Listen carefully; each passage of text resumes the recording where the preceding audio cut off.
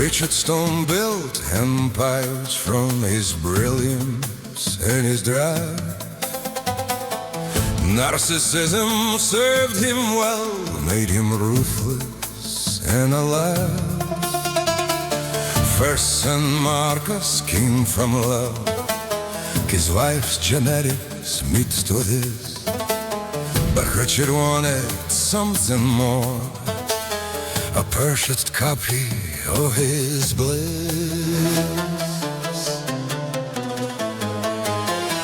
Give me a son who's truly mine, my DNA alone, a legacy that's undiluted, carved from my own bone. His wife agreed, perhaps too tired to fight his grand design. At 45, Richard got his clone, a son named Valentine. He looked at baby Valentine and saw his own face there. This one will understand me, this one's beyond compare. No dilution from another, just my genius pure and true.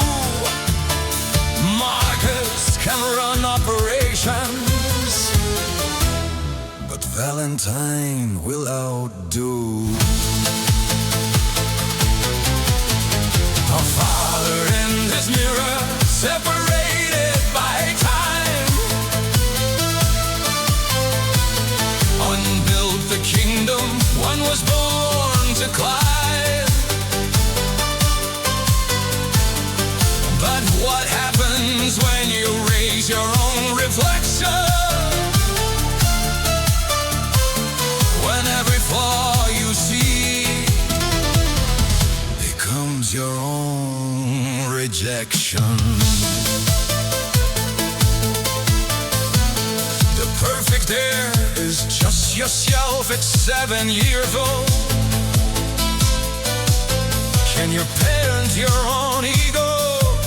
Can you watch it unfold? Richard wanted legacy, wanted his name to extend. But cloning yourself isn't succession. It's a message you can't send. Valentine at 7 had his father's sharp, cold eyes. Same strategic thinking, same ability to monetize. But also Richard's cruelty, his need to dominate. And when Marcus watched his clone brother and saw where he'd never been, Dad praises him for things he criticized in me. Valentine's ambition is drive, mine was insecurity. He's patient with his temper, calls mine emotional display. It's the same DNA, just 40 years of difference in the way.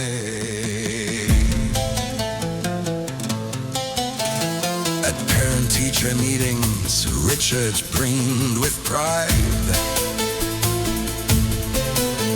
He's exactly like I was, brilliant and snide. But when Valentine talked back, used Richard's own techniques,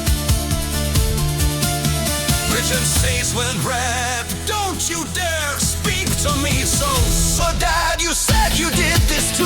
You told me just last week how you manipulated teachers, made them feel so weak. That was different, Richard snapped. I earned my disrespect. You're just a copy, just a clone, not self-made, just a lack. Valentine at 12 asked questions Richard couldn't face. Am I placeholder in this race. If I succeed, is it mine or just your genes performing? If I fail, do I destroy your image, make you mourning? Dad, you cloned yourself because you couldn't stand to share credit with another person's DNA and flair. But what am I supposed to be, you or just myself? How do I become my own when I'm you on the shelf? A father and his mirror, now the cracks appear when your son is your reflection. Criticism cuts too near.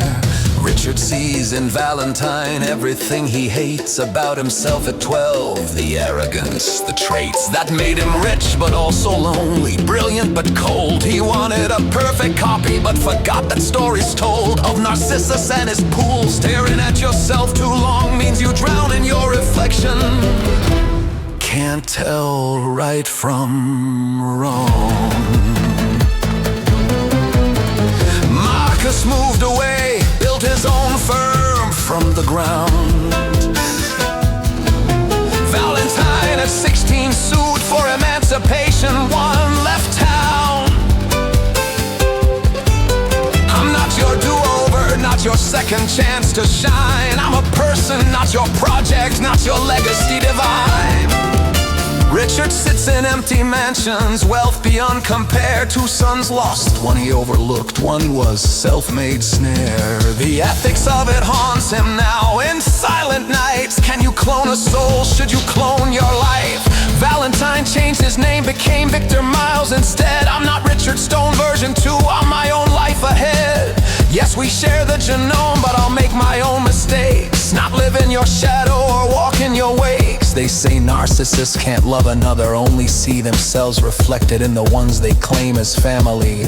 Richard proved it literally, cloned himself a son and lost them both, the one he made and the other one. Now the lawyers argue if a clone can own a name, if Valentine's achievements are Richard's claim to fame, if genetics mean inheritance, if copies have their rights. The future's full of questions about these cloning lights. Richard wanted legacy, wanted himself preserved. Instead he learned the hardest truth that he'd always deserved. You can't love yourself enough to split in two and expect the copy to worship